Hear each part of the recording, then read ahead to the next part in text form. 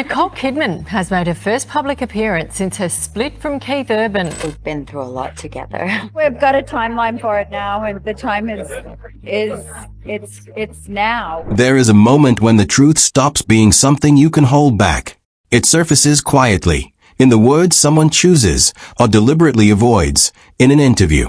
It surfaces in a court document filed in a Nashville courthouse on a Tuesday morning in September. It surfaces in the absence of a ring on a finger that once wore one for 19 years. And when it finally breaks through completely, the story the world thought it knew begins to look very different from the one that was actually lived. That is exactly what has happened with Nicole Kidman and Keith Urban. For nearly 2 decades, the world watched what appeared to be a rare and beautiful thing, a genuine love story that had defied the gravitational pull of fame, addiction, distance, and public scrutiny. Then, in the space of a few weeks in late 2025, the carefully tended image gave way. And when Nicole finally opened her mouth to speak about it, what she said, and what she chose not to say, revealed more than many expected.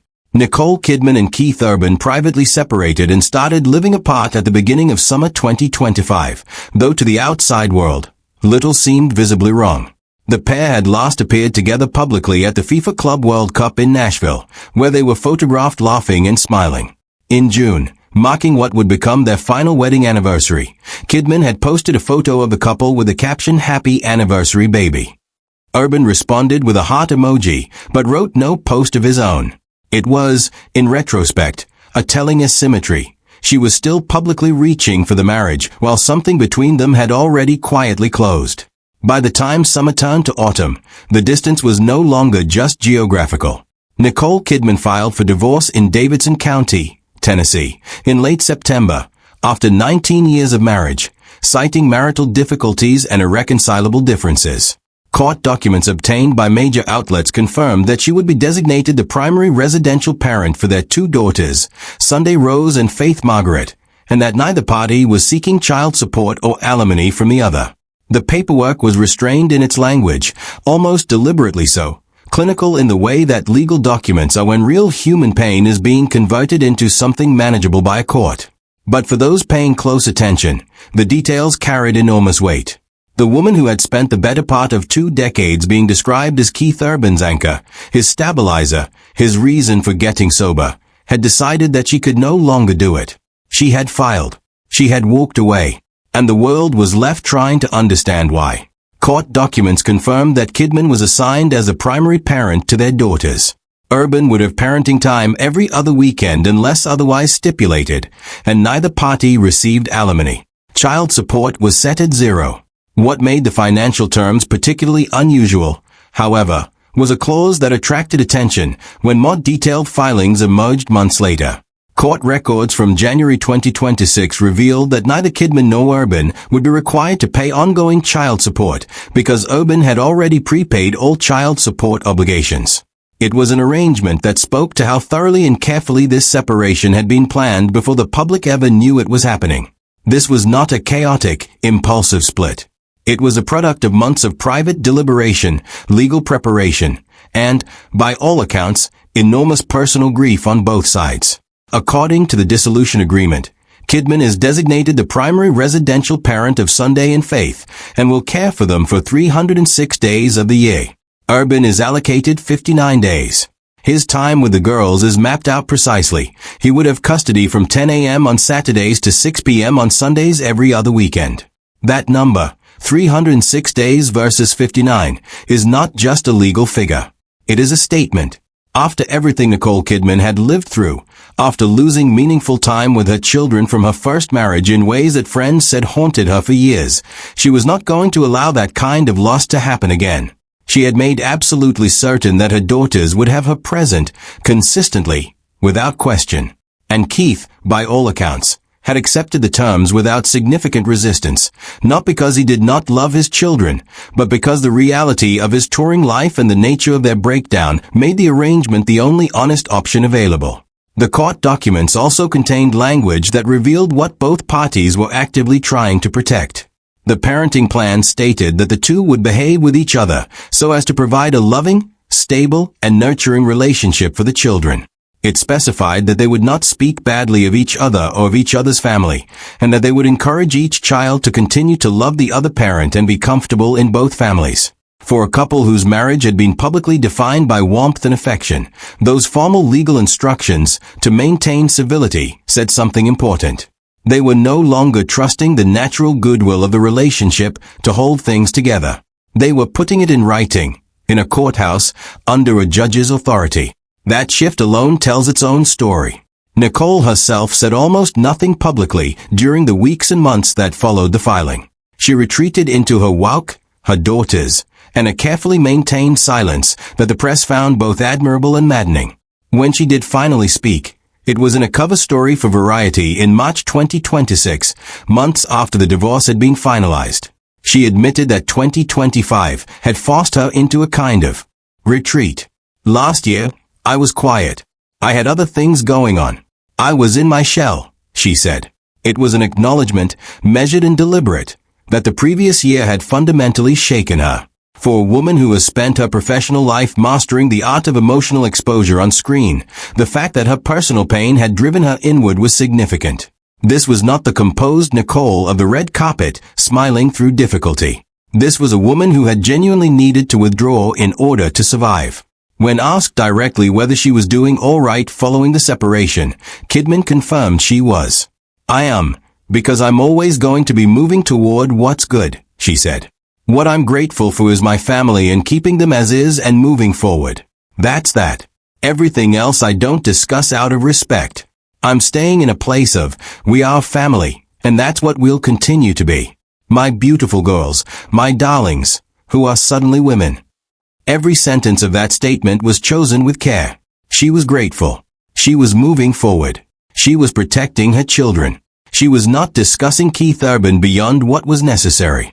And everything else, the details of what went wrong, the years of tension, the weight of being someone's lifeline for nearly 2 decades, she was keeping to herself, not out of bitterness, but out of something that looked very much like a hard-won dignity. That dignity stood in contrast to the rawness Keith Urban had put on full public display in the weeks immediately after the news broke.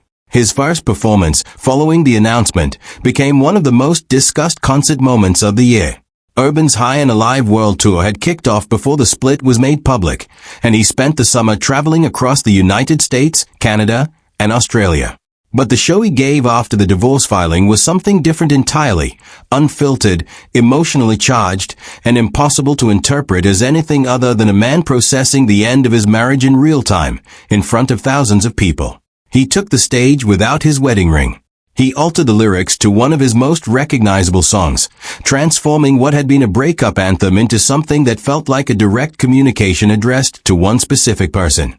He dropped other songs from his setlist entirely, tracks that had been associated with his relationship with Nicole. The performance became its own kind of statement, and the contrast with her silence was impossible to miss.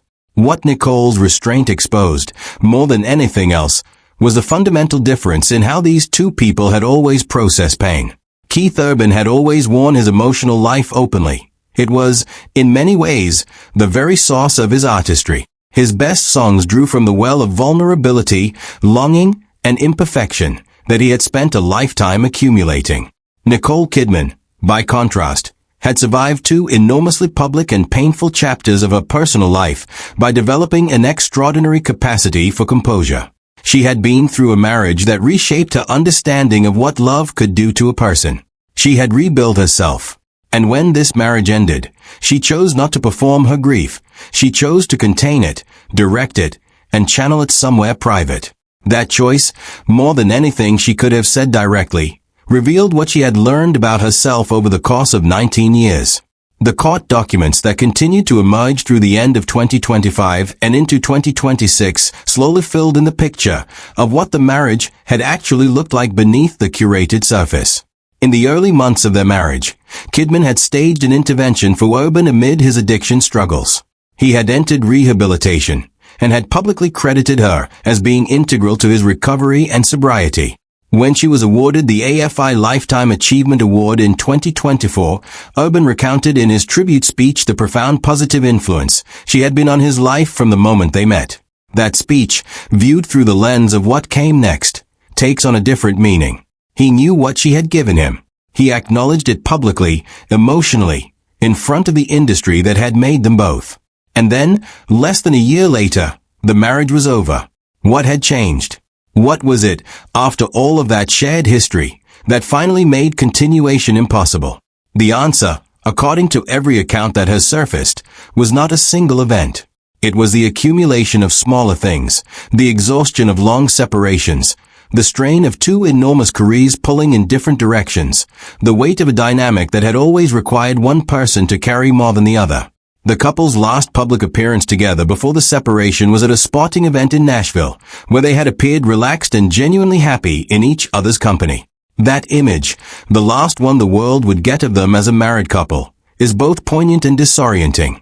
Because the split, when it came, arrived not with visible drama, but with the quiet legal precision of two people who had already done the hardest part of the conversation privately. In an interview with Harper's Bazaar in October 2025, Kidman spoke about her children giving her purpose, describing herself as their protector and guide, and expressing her desire to ensure they always had a safe place to grow up in. It was the language of someone who had recommitted entirely to the role of mother, someone who, having made the most difficult decision of her recent life, was now channeling every remaining resource into the people who needed her most. She had done this before, in a different way, after a different heartbreak. She knew what rebuilding looked like. She had practiced it. And she was doing it again, this time with the full knowledge of her own strength. Reports in mid-2026 suggested that the couple's two daughters were navigating the post-divorce period in different ways, with one source describing Faith Margaret as confused and worried about both her mother and her father, who was said to lack the same support network around him that Nicole had. It was a detail that illuminated the human cost behind the court documents and the carefully worded public statements. Two teenage girls processing the dissolution of the family they had always known, each in her own way, each watching her parents try to hold it together in public, while dealing privately with something far more complicated. Yahoo! As the months passed, both Kidman and Urban appeared to be choosing civility over conflict. Urban posted a birthday greeting to Kidman when she turned 59. And she in turn shared a Father's Day tribute that included a photograph of him with Sunday and Faith, a gesture that was noted to be particularly meaningful given that she did not include her former husband Tom Cruise in similar tributes. These were small moments, but they suggested something important about who Nicole Kidman is and what she values. She had chosen grace. Not because the marriage had ended painlessly, not because everything had been easy, and not because she owed the public a performance of forgiveness, but because her daughters were watching, and because she had already decided that her life was going to move toward what was good, regardless of what had come before.